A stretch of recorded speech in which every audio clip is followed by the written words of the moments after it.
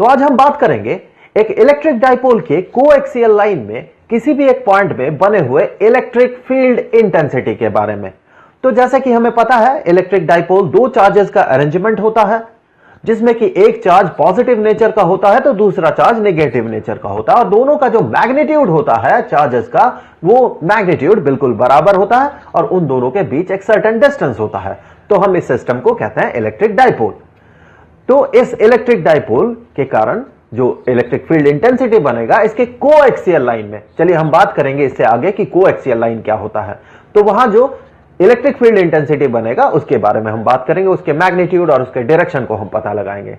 तो सबसे पहले देखिए, अगर हमारे पास सिर्फ एक सोर्स चार्ज हो, यहां पर तो हमारे पास दो चार्जेस का सिस्टम है, अगर हमारे पास सिर्फ एक चार्ज हो, फॉर एग्जांपल ये है प्लस क्यू चार्ज, तो इस चार्ज से एक सर्टेन डिस्टेंस दूर से कि एक पॉइंट है P जो कि इस सोर्स चार्ज के सेंटर से r डिस्टेंस दूर है, तो इस पॉइंट में जो इलेक्ट्रिक फील्ड बनता है उसका जो मैग्नीट्यूड है हम बड़े आसानी से पता लगा सकते हैं। फॉर एग्जांपल यहां पर जो इलेक्ट्रिक फील्ड इंटेंसिटी है वो है E, तो इस E का जो मैग्नीट्यूड होगा इस इलेक्ट्रिक फील्ड का, ये मैग्नीट्यूड ये बराबर होता है 1/4 पाई एप्सिलॉन नॉट। देखें हम यहां एप्सिलॉन नॉट कंसीडर कर रहे हैं, अर्थात हम ये मान रहे हैं कि यहां बीच में जो मीडियम है ये फ्री स्पेस है, अर्थात या तो वैक्यूम है या फिर एयर है।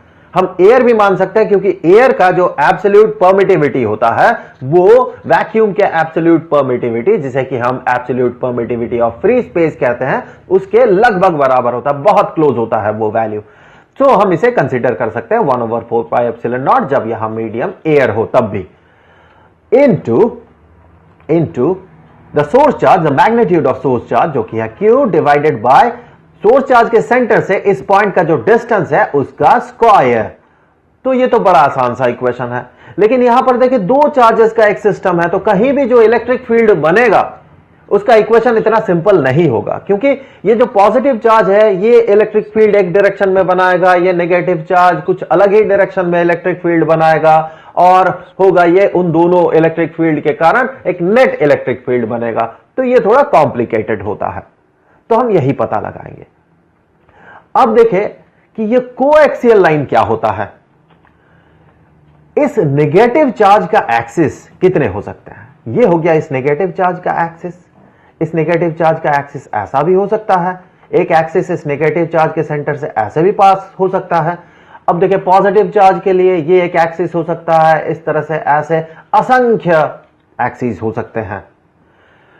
पर कहा गया कोएक्सियल लाइन, अर्थात एक्सियल लाइन दोनों चार्जेस के लिए, पर ये कोएक्सियल हो, अर्थात दोनों के लिए सेम एक्सियल लाइन हो, तो ऐसा एक ही लाइन पॉसिबल है, वो है ये लाइन जो कि दोनों के सेंटर से पास होता हो। तो ये इस नेगेटिव चार्ज का भी एक्सियल लाइन हो गया या एक्सिस हो गया, और इस पॉजिटिव चार्ज का भी एक्सिस हो गया। अब इस लाइन में कहीं भी एक पॉइंट में हम इलेक्ट्रिक फील्ड इंटेंसिटी पता करेंगे। तो आर्बिट्ररीली हमने चूज कर लिया ये पॉइंट है ये P, इस P पॉइंट में हमें इलेक्ट्रिक फील्ड इंटेंसिटी पता करना है, नेट इलेक्ट्रिक फील्ड इंटेंसिटी। तो उससे पहले मैं इस डाइपोल के कुछ डायमेंशंस और कुछ वैल्यूज लिख लेता हूं। हमने माना इस डाइपोल का जो लेंथ है यह है 2a, तो यहां पर अगर इसका सेंटर हो, डाइपोल सेंटर हो, तो इस नेगेटिव चार्ज से इस सेंटर तक का जो डिस्टेंस होगा ये होगा a, और इस सेंटर से इस पॉजिटिव चार्ज तक का जो डिस्टेंस होगा ये भी होगा a। तब जाके जो डिस्टेंस होगा दोनों चार्जेस के बीच, जिसे हम डाइपोल लेंथ कहते हैं, वो होगा 2a। अब ये जो P पॉइंट है, कहा गया ये P पॉइंट है इस डाइपोल से r डिस्टेंस दूर। ध्यान दीजिए ये डेटा आपके पास अवेलेबल है, अर्थात आपको बताया गया है कि ये P पॉइंट जो है वो r डिस्टेंस दूर होगा डाइपोल के, तो उस पॉइंट का इलेक्ट्रिक फील्ड इंटेंसिटी कितना होगा। क्योंकि देखिए पॉइंट अगर दूर होगा तो वहां इलेक्ट्रिक फील्ड इंटेंसिटी कम बनेगा, पॉइंट अगर करीब होगा इस डाइपोल के तो उसका इलेक्ट्रिक फील्ड इंटेंसिटी ज्यादा होगा, अर्थात इस पॉइंट का इस डाइपोल से जो डिस्टेंस होगा उस पर डिपेंडेंट होगा उस पॉइंट पे बने इलेक्ट्रिक फील्ड इंटेंसिटी का मैग्नीट्यूड। तो फिर ये जो वैल्यू है इस पॉइंट का जो डिस्टेंस है इस सेंटर से, ये वैल्यू हमें पता होना चाहिए। तो हमने माना ये वैल्यू है r, ये डिस्टेंस है r, तो यहां से सेंटर से इस P पॉइंट तक का जो डिस्टेंस है ये डिस्टेंस ये मान ले बताया गया है ये R।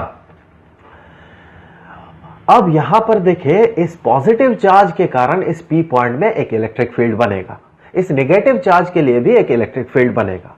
तो इस पॉजिटिव चार्ज के लिए जो इलेक्ट्रिक फील्ड बनेगा ये पॉजिटिव चार्ज से दूर होगा। हमें पता है कि एक पॉइंट में पॉजिटिव चार्ज जो इलेक्ट्रिक फील्ड बनाता है वो पॉजिटिव चार्ज से दूर होता है, क्योंकि इलेक्ट्रिक फील्ड इंटेंसिटी का डेफिनेशन ही यही बताता है।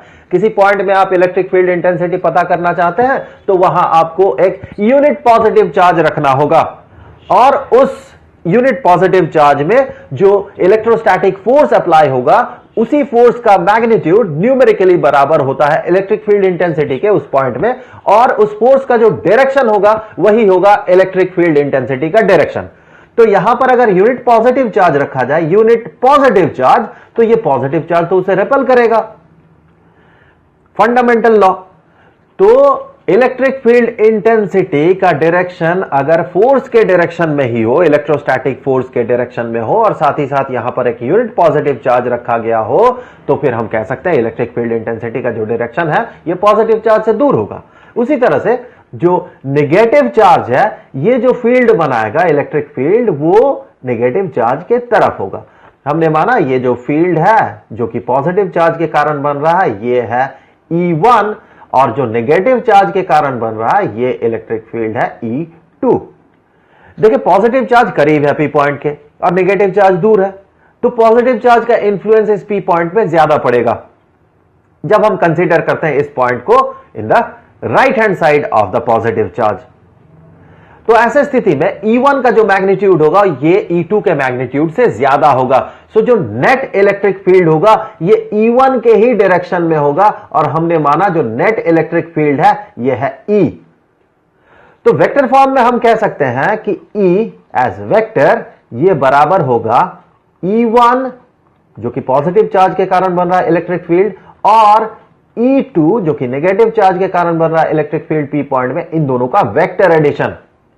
पर अगर मैग्नीट्यूड को कंसीडर करें, इस E का मैग्नीट्यूड अर्थात नेट इलेक्ट्रिक फील्ड का मैग्नीट्यूड, तो हम कहेंगे कि E का जो मैग्नीट्यूड होगा ये बराबर होगा E1 का मैग्नीट्यूड माइनस E2 का मैग्नीट्यूड। क्योंकि देखिए, दोनों जो इलेक्ट्रिक फील्ड्स हैं, दोनों वेक्टर्स, ये एक ही लाइन में एक्ट कर रहे हैं, और साथ ही साथ एक का डायरेक्शन दूसरे के ऑपोजिट डायरेक्शन में है। तो चूंकि E1 का मैग्नीट्यूड E2 के मैग्नीट्यूड से बड़ा है, तो नेट इलेक्ट्रिक फील्ड E1 के डायरेक्शन में ही होगा, और उसका वैल्यू होगा E1 का मैग्नीट्यूड माइनस E2 का मैग्नीट्यूड। अब देखिए, E1 और E2 को इवैल्यूएट कर लेते हैं। सो E1 के लिए जो कि है electric field intensity due to the positive charge plus Q charge के कारण जो इलेक्ट्रिक फील्ड इंटेंसिटी बन रहा P पॉइंट में, ये बराबर होगा 1/4 पाई एप्सिलॉन नॉट। हमने यहां एप्सिलॉन नॉट कंसीडर किया, इसका मतलब यहां जो बीच में हम स्पेस कंसीडर कर रहे हैं वो एयर है या फिर वैक्यूम है, इनटू द सोर्स चार्ज जो कि है Q डिवाइडेड बाय इनके बीच का जो डिस्टेंस है, अर्थात सोर्स चार्ज जिसे हमने अभी पॉजिटिव चार्ज कंसीडर किया है और इस P पॉइंट के बीच का जो डिस्टेंस है। अब ये डिस्टेंस, इसका स्क्वायर हमें कंसीडर करना है, तो ये डिस्टेंस होगा कितना? देखें, अगर O पॉइंट से P पॉइंट तक का डिस्टेंस R हो और O पॉइंट से इस पॉजिटिव चार्ज के सेंटर तक का डिस्टेंस अगर A हो, तो पॉजिटिव चार्ज के सेंटर से इस P पॉइंट का जो डिस्टेंस होगा ये होगा R माइनस A। तो ये हो गया R माइनस A। उसी तरह से हम कह सकते हैं इस नेगेटिव चार्ज का जो डिस्टेंस होगा इस पॉइंट से, ये डिस्टेंस जो होगा ये होगा R प्लस A। तो यहां पर डिस्टेंस जो कंसीडर करना है हमें वो है पॉजिटिव चार्ज का सेंटर का P पॉइंट से डिस्टेंस। तो ये डिस्टेंस है R माइनस A, और इस डिस्टेंस का हमें स्क्वायर कंसीडर करना है, तो इसका स्क्वायर। उसी तरह से देखिए E2 क्या होगा, E2 इसका जो मैग्नीट्यूड होगा ये बराबर होगा 1/4 पाई एप्सिलॉन नॉट, और ये मैग्नेटिक फील्ड बन रहा है इस नेगेटिव चार्ज के कारण, तो इस नेगेटिव चार्ज का जो चार्ज है वो है Q। वैसे तो ये नेगेटिव Q है, लेकिन सिर्फ हम मैग्नीट्यूड कंसीडर कर रहे हैं तो यहां पर हम नेगेटिव साइन अपेंड नहीं करेंगे। क्योंकि नेगेटिव साइन हमें इस केस में सिर्फ डायरेक्शन बताएगा। हमने डायरेक्शन को पहले ही कंसीडर कर लिया है कि E1 के लिए डायरेक्शन है इस तरफ और E2 के लिए डायरेक्शन है इस तरफ, तो यहां पर नेगेटिव कंसीडर करने का कोई मतलब नहीं बनता है। सो Q जो कि है इस चार्ज का मैग्नीट्यूड डिवाइडेड बाय इस चार्ज के सेंटर से इस पॉइंट के सेंटर तक का जो डिस्टेंस है उसका स्क्वायर, और वो डिस्टेंस है r प्लस ए। सो r प्लस ए इसका स्क्वायर।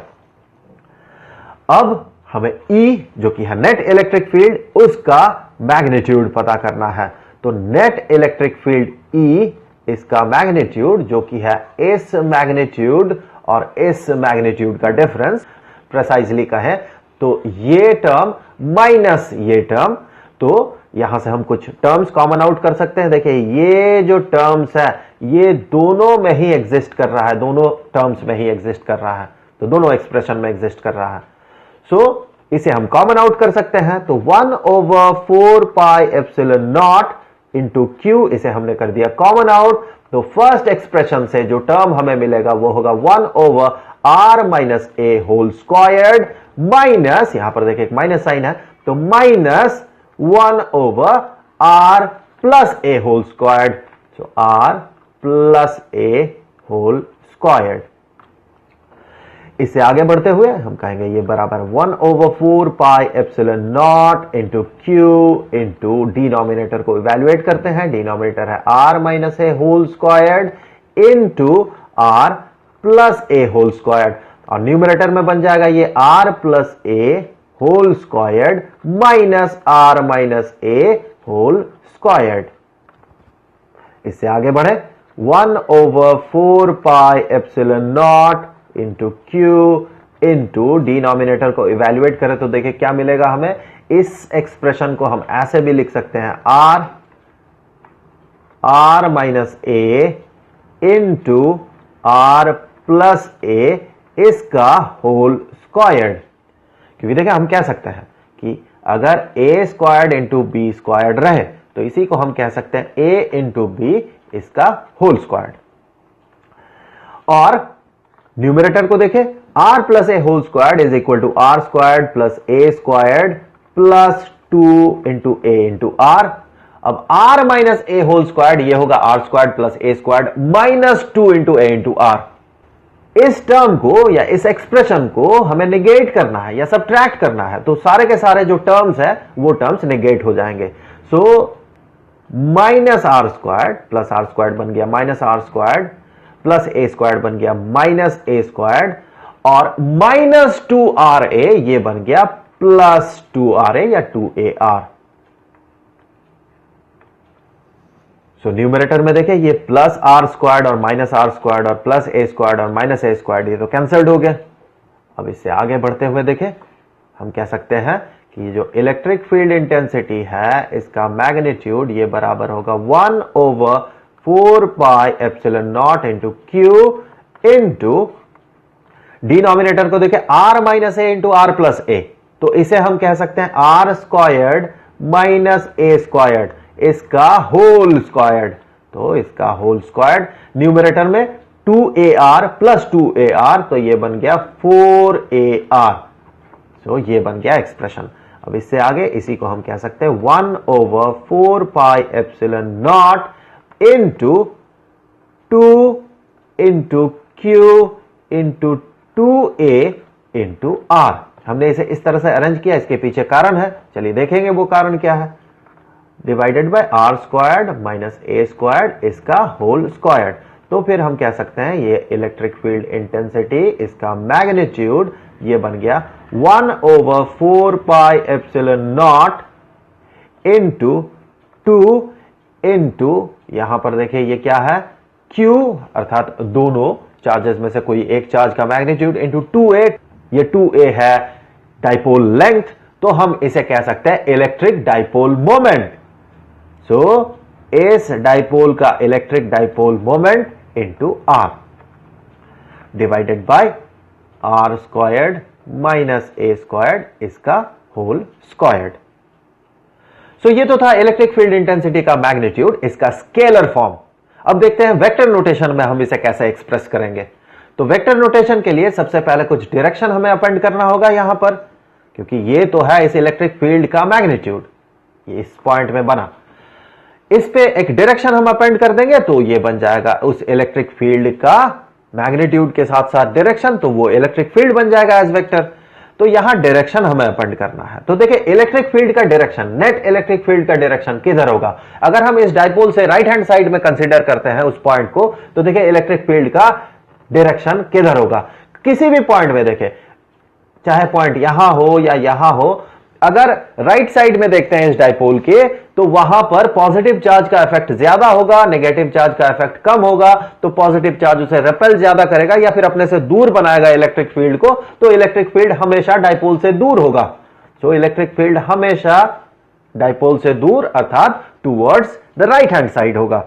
और पॉइंट को अगर हम कंसीडर करते हैं लेफ्ट हैंड साइड में इस डाइपोल के, तो देखिए मान ले पॉइंट यहां है, तो इस पॉइंट में इस नेगेटिव चार्ज का इंफ्लुएंस ज्यादा होगा। हमें पता है नेगेटिव चार्ज जो इलेक्ट्रिक फील्ड बनाता है वो अपने तरफ बनाता है, तो जो इलेक्ट्रिक फील्ड बनेगा नेगेटिव चार्ज की तरफ ड्यू टू नेगेटिव चार्ज, ये बड़ा होगा अगर हम कंपेयर करें इस पॉजिटिव चार्ज के कारण बना हुआ इलेक्ट्रिक फील्ड को। तो पॉजिटिव चार्ज अपने से दूर बनाएगा इलेक्ट्रिक फील्ड को, क्योंकि ये पॉजिटिव चार्ज दूर है तो इसका इफेक्ट भी कम होगा। तो जो नेट इलेक्ट्रिक फील्ड होगा ये होगा डाइपोल की तरफ, अब भी ये टुवर्ड्स राइट हैंड साइड है।